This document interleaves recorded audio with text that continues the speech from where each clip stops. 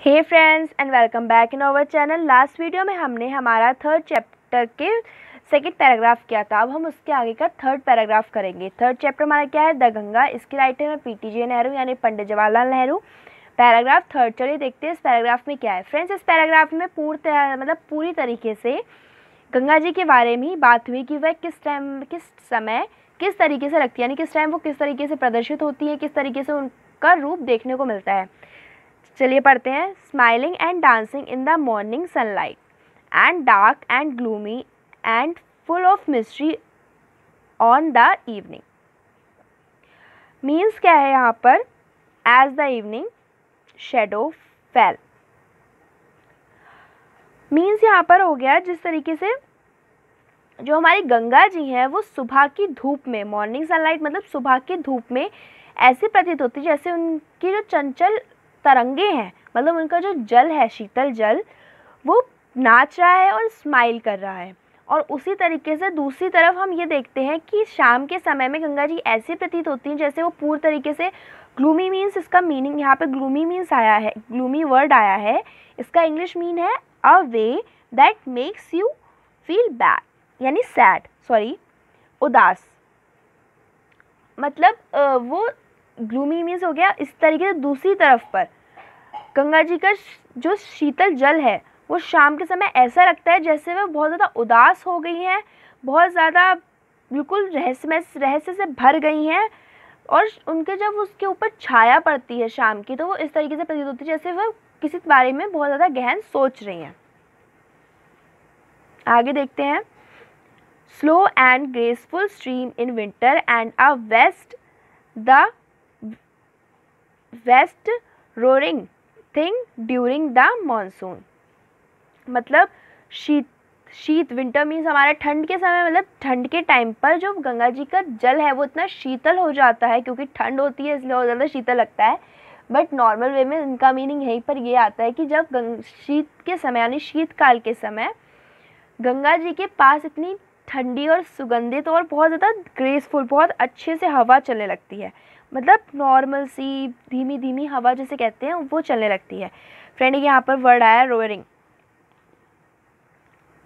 Roaring means होता है, इसका इंग्लिश मीनिंग है विद अ लाउड साउंड, मतलब गर्जना करना, बहुत ज़्यादा शोर के साथ गर्जना करना। तो इसमें क्या है? वहीं दूसरी तरफ मानसून के समय पर गंगा जी ऐसा तरह से बहुत बुरी तरीके से गर्जना कर रही हैं, बहुत बुरी तरीके से रो रही हैं या बहुत ज़्यादा कुछ कहना चाह रही हैं। वर्ड वजार्ड मतलब हैविंग वेस्ट एक्सप्राइज, विशाल फैलाव होना, मतलब बहुत ज़्यादा फैला हुआ कोई चीज़ होना। Almost as the sea, meaning Ganga ji, जब हम गंगा जी के पास जाते हैं तो वो ऐसा लगता है कि पूरी तरीके से सब जगह फैली हुई हो, उनके बाद कुछ है ही नहीं, इतनी दूर तक वो फैली हुई, जहाँ जहाँ हमारी नज़र जा रही है वो बस वही हमें दिखाई दे रही है। And with something of the sea's power to destroy, और उनके पास इतनी विनाशकारी शक्तियाँ है कि वो कुछ भी, किसी भी चीज़ का विनाश कर सकती, किसी भी चीज़ को समाप्त कर सकती हैं। The Ganga has been to me a symbol and memories of the Ganga, मतलब ये हमारी स्टोरी के बारे में नहीं है, पंडित जी जो हैं, जो इसके राइटर हैं, वही ये बात बता रहे हैं कि उनको किस तरीके से, किस समय में वह गंगा जी किस तरीके से लगती। तो वही आ गया, the Ganga has been to me, Ganga ji हमारे लिए, मेरे लिए हमेशा से एक प्रतीक रही हैं, एक स्मृति रही हैं of the past of India running into the present, मतलब प्राचीन समय से गंगा जी हमारे लिए एक प्रतीक रही हैं, एक हमारी स्मृति रही हैं। इनटू द प्रेजेंट, प्राचीन काल से आते आते वो अभी तक हमारे लिए एक चिन्ह है। वर्तमान से जुड़ी हुई हैं, मतलब into the present and flowing on the great ocean of the future. Present से पास्ट से क्या मीनिंग हो गया इसका? पास्ट आ गया, मतलब अतीत से वो हमारे लिए एक सिंबल बनी हुई है। ठीक है, इनटू द प्रेजेंट अभी तक हमारे लिए वह इम्पॉर्टेंट है, and flowing on the great ocean of the future, और आगे तक वह हमारे लिए ज़रूरी रहेंगी, मतलब एक तरीके से वह हमारे लिए बह रही हैं, हमारे लिए बह रही हैं। चलिए फ्रेंड्स, अब इसके क्वेश्चन देखते हैं। फर्स्ट क्वेश्चन क्या है? How does the Ganga look like in morning sunlight as well as in evening shadow.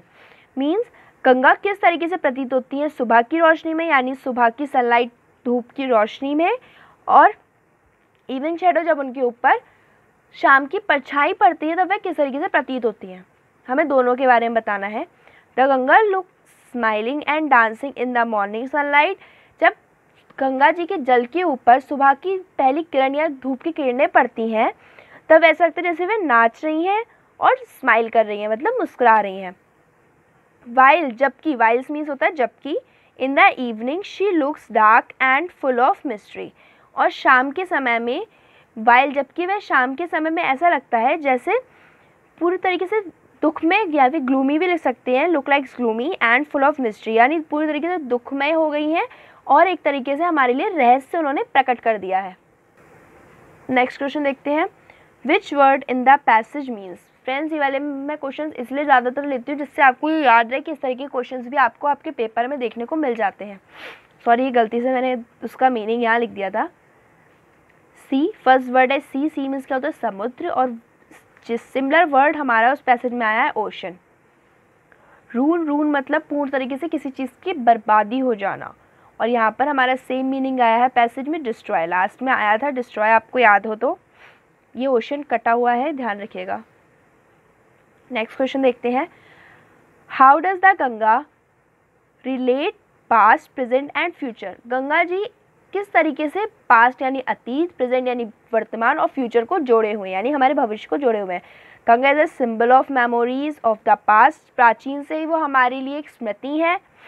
Into the present life, अभी तक वो हमारे लिए स्मृति बनी हुई है, रनिंग हमारे लिए अभी तक हैं वो।